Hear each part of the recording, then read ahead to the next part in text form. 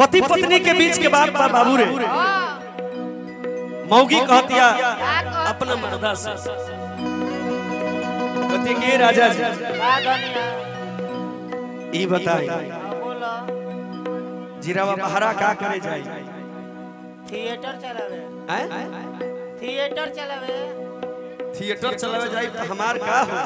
तू घरे रह के कोटिया करियो। कोटिया हम ना करब, हम पढ़ल लिखल है। तब का करबो? हम कलम चलाई। ब्लॉक में पैखाना पास करैबो। औरत कलस के राजा बहरा रुआ का करे जाई? एगो बात सुनी अमरेंद्र भैया, औरत कहलस का हर किए सैया अरे परिपैया हर ना चाही हो हर रुपैया ना चाही हसुलिया हरवा बोला ए सैया परिपैया ना चाही हो रुपैया अरे ना चाही हसुलिया हरवा बोला अवन है अरे अवन उड़ाती अचरवा बोला जी अवन उड़ाती अचरवा बोला जी। औरत बड़ा भाव में कलश रे बाबू कभी अरे ए सैया कोई पहिया ना चाही हो रुपैया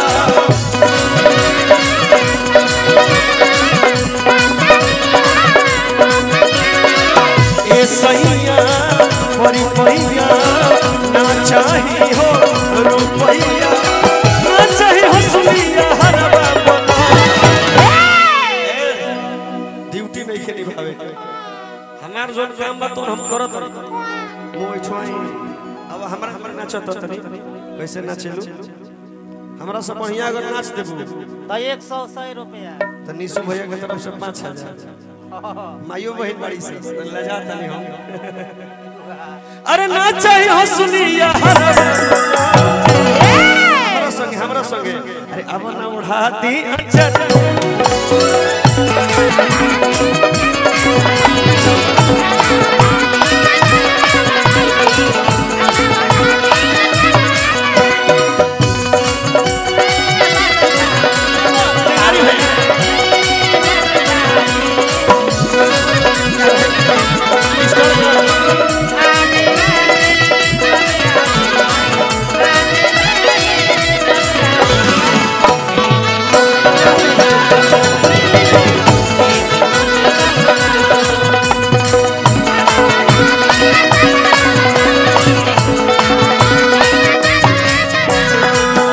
भैया धुन बजौले सावन आया बादल छाए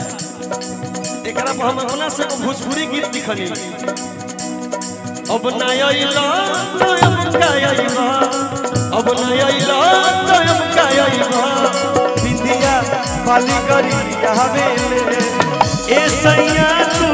जल्दी आ जा ए सैया तू जल्दी आ जा लहठी खूब करिया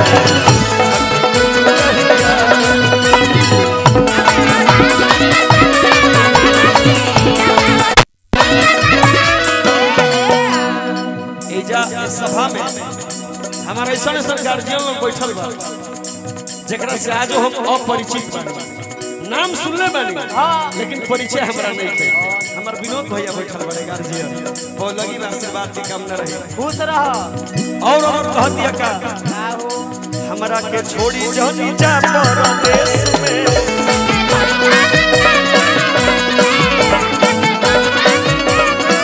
विनोद भैया का आशीर्वाद हमारा मिले के चाहिए क्या इधर बुला रहे हैं तो तुम इधर आओ ना हम तो चाहते हैं कि हमको लोग बुलाए हमरा के छोड़ी जनी जा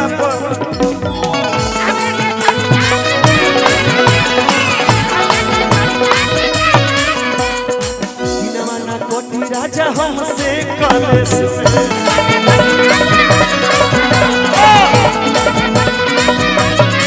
से जिया के तू ही रिदम कम सुना था काम में सिंगार हवा राजा तोहरे ला धड़केला हमारी जिया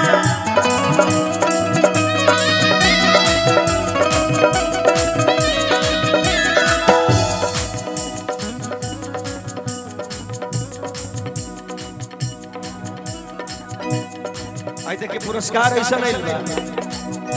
जेकरा से हमार बहुत सारा काम हो सकेला। सुमित सिंह मंत्री जी के पीए राहुल भैया की तरफ से वाह भैया वाह। हमरा के छोड़ी जनी जा परदेश में कोटी राजा हमसे कलेश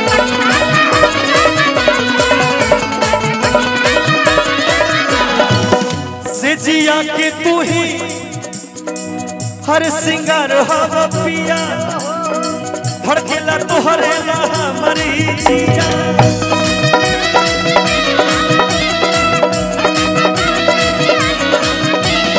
सटो दूरो हो बजरवा बोलो।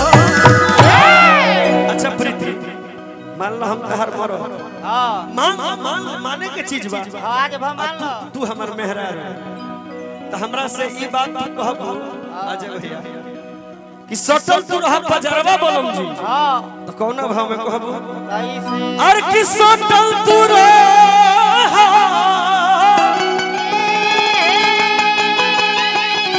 और है बजरवा बोलम।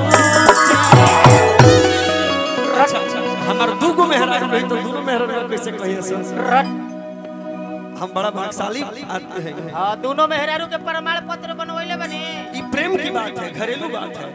मेहरारू अपना मर्द के मनाई अपुलहाई त कैसे कहे कैसे हर की सोटल तू रहा अरे है बजरवा हाथी हचरवा